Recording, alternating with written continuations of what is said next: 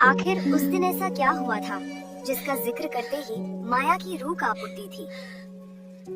ये कहानी खूबसूरत वीरपुर गांव की है, जहां बच्चों के लिए कोई स्कूल नहीं था। इसी गांव में माँ गीता और उनकी बेटी माया रहती थी। बेटी थक गई हो, चलो सो जाओ। माँ अभी मुझे पढ़ाई करनी है और मुझे काफी स्टडी करनी है, तो अभी तो मैं नहीं सो सकती। माँ मैं घर का सारा काम संभाल लेती हूँ, आप थोड़ा आराम करो। माया हर सुख दुख में अपनी अम्मी का साथ देती और हर छोटे बड़े काम में उनका हाथ बटाती। मैं पढ़ाई पर ध्यान दे रही हूँ ताकि अपने सपनों को पूरा कर सकूं। उनका ख्वाब था कि गांव में एक स्कूल जरूर खुले। तुम्हारी आंखों में पापा की यादें तैर रही हैं बेटा, वो बहुत अच्छे इंसान थे। माया के वालिद इस दुनिया में नहीं थे, उनकी याद हर रोज उसके दिल को तरपाती थी। हाँ बेटा, जिंदगी की गाड़ी खींचने के लिए मेहनत तो करनी पड़ती है। माँ मैं भी आपके साथ काम में हाथ बटाना चाहती हूँ। ठीक है बेटा। एक दिन माया को एक खत मिला जिसने उसके ख्वाबों को नई उम्मीद दे दी। मैं एक अच्छा स्कूल बना सकूं और बच्चों को पढ़ा सकूं। ये लो कुछ पैसे, बाजार से घर के लिए जरूरी सामान ले आओ। ठीक है माँ, मैं अभी जाती। माया अपनी माँ गीता का बहुत बहुत ख्याल रखती थी। मैं सिलाई करके कुछ पैसे कमा लूं ताकि शहर जाने का इंतजाम हो जाए। माया ने सिलाई और मेहनत मजदूरी करके शहर जाने के लिए पैसे जोड़ने शुरू कर दिए। ये लो कुछ पैसे, शहर जाने के लिए अपना ख्याल रखना। धन्यवाद माँ, मैं आपको निराश नहीं करूँगी। माँ ने माया को शहर जाने के लिए कुछ पैसे दिए। मैं शहर के लिए रवाना हो रही हूँ, बस दुआ करना कि मैं कामयाब हो जाऊँ। भारी दिल के साथ माया ने अपनी अम्मी गीता और गाँव के उस्ताद से रुखसत ली और अपने ख्वाबों को सीने में बसाकर शहर की राह पकड़ ली। माया को यकीन था कि एक दिन उसकी मेहनत रंग लाएगी और उसका ख्वाब पूरे गांव की तकदीर बदल देगा। माया ने उस ख्वाब को हकीकत में बदलने के लिए अपने जी जान के साथ शहर की तरफ रवाना हो गए। कुछ लोग माया को शहर जाते हुए देखकर उस पर हंस रहे थे। वे लोग बिल्कुल नहीं चाहते थे कि उनके गांव में कभी कोई स्कूल खुले। गांव वालों और अपने दोस्तों से गले मिलकर माया ने हंसते हंसते विदाई ली। उसने कहा, मैं जल्द ही लौटूंगी। और फिर वो सुबह की पहली बस की तरफ बढ़ी। बस का दरवाजा खुला और उसने अपना पहला कदम बस की सीढ़ियों पर रखा। धीरे धीरे ऊपर चढ़ते हुए वो बस के अंदर पहुंच गई। माया ने मुस्कुराते हुए कहा, मैं शहर जाकर नई नौकरी के लिए इंटरव्यू दूंगी और अपने गाँव में एक अच्छा सा स्कूल खुलवाऊंगी। इतना बड़ा शहर, मैं उस ऑफिस को कैसे ढूंढूंगा, उस कंपनी को कैसे ढूंढूंगा। पहली बार शहर देखकर माया थोड़ी घबराई और इधर उधर देखने लगी, लेकिन बिना हिम्मत हारे वो अपने इंटरव्यू वाले ऑफिस की तलाश में आगे बढ़ती गई। अरे बाप रे, चप्पल टूट गई, अब मैं ऑफिस कैसे पहुंचूंगी। रास्ते में उसकी चप्पल टूट गई, मगर गरीबी भी उसके हौसले को रोक न सकी।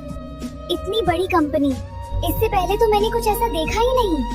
आखिरकार माया उस बड़ी कंपनी तक पहुंच गई, जिसे देखकर उसके कदम एक पल के लिए ठहर गए। जैसे ही माया कंपनी के अंदर दाखिल हुई, लोग उसके सादे लिबास को देखकर उस पर हंसने लगे। पता नहीं किस तरह का टेस्ट होगा। इंटरव्यू से पहले अपनी बारी का इंतजार करते हुए माया वहाँ बैठी काफी परेशान और घबराई हुई थी। उसने अपने अंदर की सारी घबराहट खत्म की, अपनी पूरी हिम्मत जुटाई और उनके पूछे गए सभी मुश्किल सवालों का बड़ी समझदारी और डट कर जवाब दिया। काफी रात हो गई है, अब तो शायद बस भी नहीं मिलेगी, रात यहीं पर गुजारनी पड़ेगी।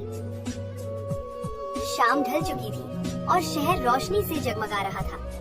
माया बस यही सोच रही थी कि अब घर कैसे पहुंचेगी। गांव की बस तो निकल गई, अब रात यहीं गुजारनी पड़ेगी, बहुत मुश्किल होगी। बस अड्डे पहुंचकर उसे मालूम हुआ कि गांव जाने वाली आखिरी बस निकल चुकी थी। थकी हुई माया बेंच पर बैठते ही सो गई और आँख खुली तो सुबह हो चुकी थी। बस न मिलने से परेशान होकर माया बस स्टेशन से निकल पड़ी और पैदल ही रेलवे स्टेशन की तलाश में आगे बढ़ी। आखिरकार उसे रेलवे स्टेशन मिल ही गया, जहां एक ट्रेन पहले से खड़ी थी। वो इंतजार करते हुए सोचने लगी कि ये ट्रेन कब चलेगी। कितना खूबसूरत मंजर है, पहली बार ट्रेन में चढ़ी हूँ। अपनी सीट पर बैठकर माया खिड़की से बाहर के खूबसूरत मंजर निहारने लगी। कितना लंबा सफर था, बड़ी मुश्किल से गांव पहुंची हूँ। मैं तो थक गई हूँ। कई घंटों के सफर के बाद माया आखिर अपने प्यारे गांव पहुंच गई। माँ, आप अभी तक बाहर बैठी हैं। आप अंदर चलकर सो जाइए, आपकी तबीयत खराब हो जाएगी।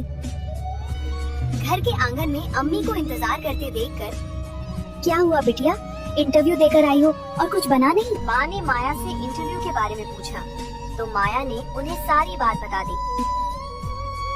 गांव में कोई स्कूल न होने की वजह से माया ने छोटे छोटे बच्चों को अपने घर पर ही बुनियादी तालीम देना और पढ़ाना शुरू कर दिया।